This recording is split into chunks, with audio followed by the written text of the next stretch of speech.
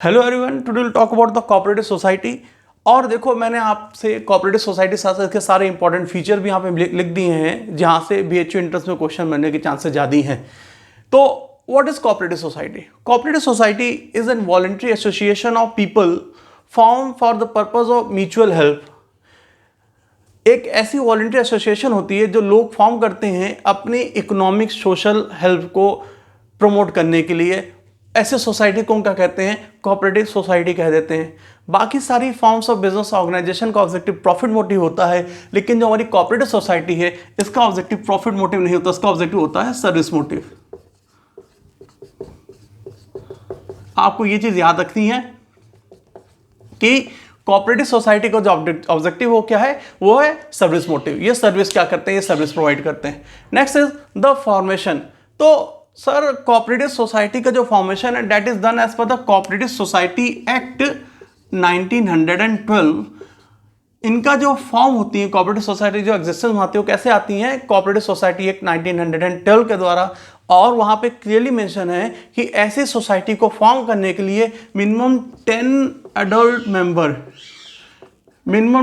Adult members are required. Sir, यहाँ पे 10 लोगों की जरूरत होती है। और वो कैसे मेंबर होंगे? एडल्ट मेंबर मीन्स जो attain the age of majority, 18 साल की उम्र को प्राप्त कर लिया है, क्रॉस कर गए हैं, वही क्या कर सकते हैं? वही कोऑपरेटिव सोसाइटी को फॉर्म कर सकते हो। कितने मेंबर की रिक्वायरमेंट होती है? 10 एडल्ट मेंबर्स की रिक्वायरमेंट होती है। साथ साथ सर, कोऑपरेटिव सोसाइटी को जो रजिस्ट्रेशन है वो क्या है? वो कंपल्सरी है। इनका रजिस्ट्रेशन कंपल्सरी है। जैसे आपने कहा सोल ट्रेड बिजनेस के बारे में या पार्टनरशिप के बारे में, तो वहाँ पर रजिस्ट्रेशन कंपल्सरी नहीं है। लेकिन अगर हम आपसे बात करें कोऑपरेटिव सोसाइटी की, तो कोऑपरेटिव सोसाइटी का रजिस्ट्रेशन क्या है? कंपल्सरी है। और इसी कंपल्सरी रजिस्ट्रेशन की वजह से क्या होता है? They enjoy the separate legal existence. ये क्या करते हैं? ये सेपरेट लीगल एग्जिस्टेंस को एंजॉय करना शुरू करते हैं। सेपरेट लीगल एग्जिस्टेंस का मतलब है सर, जैसे कंपनीज अपने अलग एग्जिस्टेंस को एंजॉय करती हैं, उसी तरीके से कोऑपरेटिव सोसाइटी अपने अलग एग्जिस्टेंस को एंजॉय करते हैं। मतलब सोसाइटी अपने नाम पे असेट परचेज भी कर सकती है और बिजनेस को कैरी ऑन भी कर सकती है। अब नेक्स्ट कि सर, सोसाइटी को फॉर्मुलेट करने के लिए, उसको ऑपरेट करने के लिए फंड कहाँ से मैनेज होता है? कैपिटल कहाँ से आता है? तो the fund is being manage by the member of the society by way of shares. जैसे कंपनी के केस में शेयर्स होता है ना, उसी तरह सर सोसाइटी केस में भी क्या होता है? शेयर्स होता है। शेयर्स कौन खरीदता है सोसाइटी के? सर, सोसाइटी के मेंबर परचेज करते हैं। और शेयर्स के बदले में कंपनी को क्या करते हैं? सोसाइटी को फंड प्रोवाइड करते हैं। उसी फंड से सोसाइटी क्या करती है? अपने बिजनेस को, अपनी एक्टिविटीज को कैरी ऑन करती है। सोसाइटी का मेन ऑब्जेक्टिव तो सर्विस मोटिव है। मैंने यहाँ पे आपको दिखाया भी हुआ है कि इनका मेन ऑब्जेक्टिव क्या है? सर, वो सर्विस मोटिव, सर्विस प्रोवाइड करना है। लेकिन अगर सोसाइटी को किसी तरह का कोई प्रॉफिट हो जाता है तो वो प्रॉफिट क्या होता है? That is also being distributed amongst the member by way of dividend.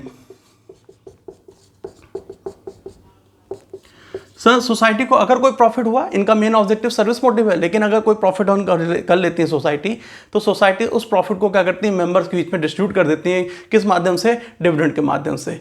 और बड़ा इंपॉर्टेंट कि सर, ये किस फाउंडेशन प्रिंसिपल पे बेस्ड होती हैं? तो 2 प्रिंसिपल हैं जिस पे सोसाइटी क्या होती है? बेस्ड होती है। पहला है each for all and all for each. ये पहला प्रिंसिपल है, each for all and all for each. और दूसरा प्रिंसिपल जो फाउंडेशन प्रिंसिपल है कोऑपरेटिव सोसाइटी को, क्या है? Self help through mutual help. आपको ये दोनों चीज याद रखनी है कि कोऑपरेटिव सोसाइटी 2 इंपॉर्टेंट प्रिंसिपल पे बेस्ड होती है। इनका फाउंडेशन पहला क्या है? Each for all and all for each. और दूसरा प्रिंसिपल क्या है? Self help through mutual help. These are the 2 foundation principle जो कोऑपरेटिव सोसाइटी का फाउंडेशन है। Next is voluntary membership.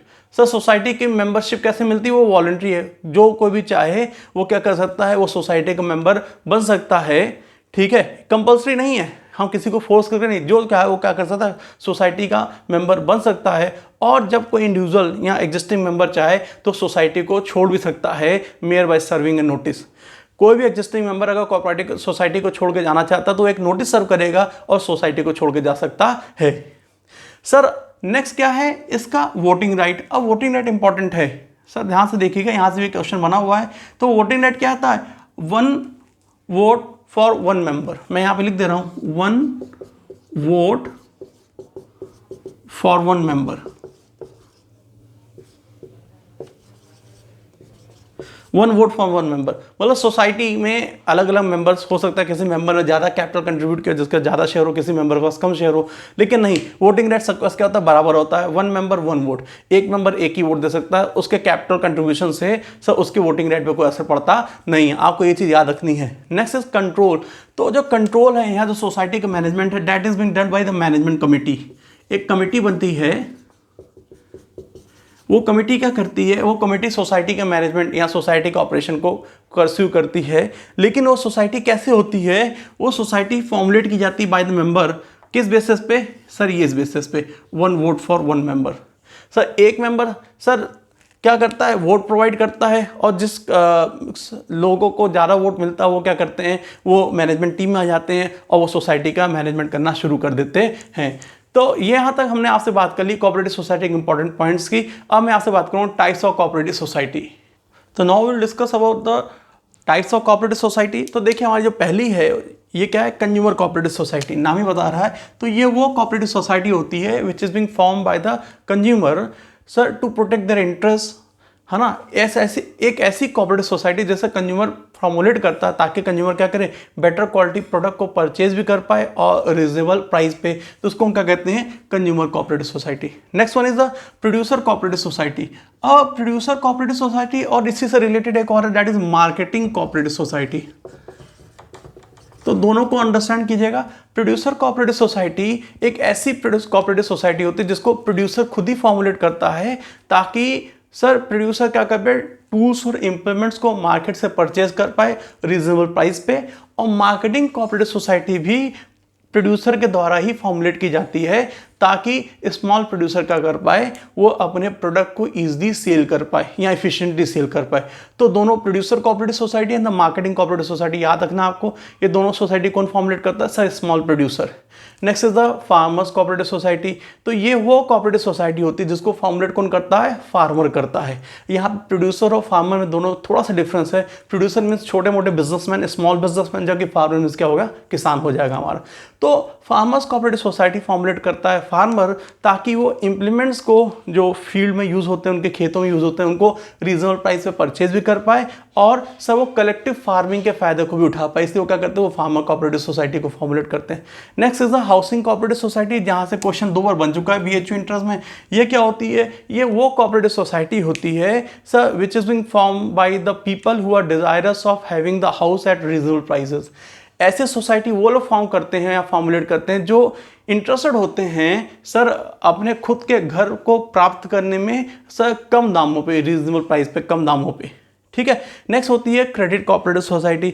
तो ये वो कोऑपरेटिव सोसाइटी है जो क्या करती है, अपने मेंबर्स को क्रेडिट एक्सटेंड करती है शॉर्ट टर्म पीरियड के बेसिस पे ताकि वो अपनी फाइनेंशियल रिक्वायरमेंट को मीट कर पाए। Thank you.